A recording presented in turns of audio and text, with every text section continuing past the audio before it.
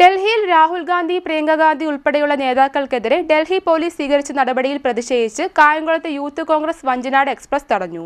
പോലീസിനെയും RPFനെയും മറികടന്നാണ് പ്രവർത്തകർ ട്രെയിൻ തടഞ്ഞത്. തുടർന്ന് പ്രതിഷേധക്കാരെ പോലീസ് ബലം പ്രയോഗിച്ച് അറസ്റ്റ് ചെയ്ത് നീക്കി. ഡൽഹിയിൽ രാഹുൽ ഗാന്ധിക്ക് മർദ്ദനമേറ്റതടക്കമുള്ള സംഭവങ്ങളിൽ പ്രതിഷേധിച്ച് കായംകുളത്ത് യൂത്ത് കോൺഗ്രസ് വഞ്ചനാട് എക്സ്പ്രസ് തടഞ്ഞു.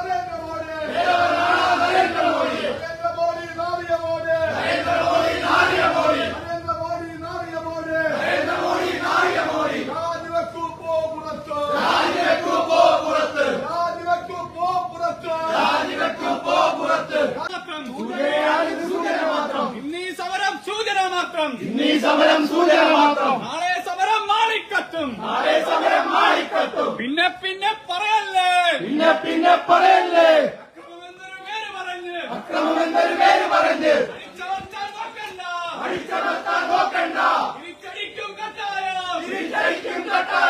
പോലീസ് വലയം ഭേദിച്ച് പ്രവർത്തകർ ഉള്ളിലേക്ക് കയറിയത് നേരിയ സംഘർഷത്തിന് ഇടയാക്കി. കായംകുളം റെയിൽവേ സ്റ്റേഷനിലെത്തിയ യൂത്ത് കോൺഗ്രസ് പ്രവർത്തകർ പോലീസിനെയും RPFനെയും മറികടന്നാണ് ട്രെയിൻ തടഞ്ഞത്. തുടർന്ന് പ്രതിഷേധക്കാരെ പോലീസ് ബലം പ്രയോഗിച്ച് അറസ്റ്റ് ചെയ്ത് നീക്കിയതാണ് സംഘർഷത്തിലേക്ക് നയിച്ചത്. കായംകുളം റെയിൽവേ ജംഗ്ഷനിൽ നിന്നും പ്രകടനമായാണ് യൂത്ത് കോൺഗ്രസ് പ്രവർത്തകർ എത്തിയത്. സ്റ്റേഷന്റെ കവാടത്തിൽ വെച്ച് തന്നെ പോലീസും RPFും ചേർന്ന് ഇവരെ തടയാൻ ശ്രമിച്ചിരുന്നു. എന്നാൽ സുരക്ഷാ ഉദ്യോഗസ്ഥരെയും പോലീസിനെയും മറികടന്ന് പ്രവർത്തകർ റെയിൽവേ സ്റ്റേഷനിലേക്ക് കയറി. തുടർന്ന് പ്ലാറ്റ്ഫോമിലേക്ക് ആ സമയം എത്തുകയായിരുന്ന വഞ്ചനാട് എക്സ്പ്രസിന് മുന്നിൽ പ്രവർത്തകർ എത്തി. 10 മിനിറ്റോളം യൂത്ത് കോൺഗ്രസ് പ്രവർത്തകർ ട്രെയിൻ തടഞ്ഞിട്ടു. ഉടൻ തന്നെ കൂടുതൽ പോലീസ് സ്ഥലത്തെത്തി പ്രവർത്തകരെ അറസ്റ്റ് ചെയ്ത് നീക്കാൻ ശ്രമിച്ചു. ബലപ്രയോഗത്തിലൂടെയാണ് പോലീസ് ഇവരെ മാറ്റിയത്. ഇതിനിടയിൽ പോലീസും പ്രവർത്തകരും തമ്മിൽ നേരിയ സംഘർഷവുമുണ്ടായി.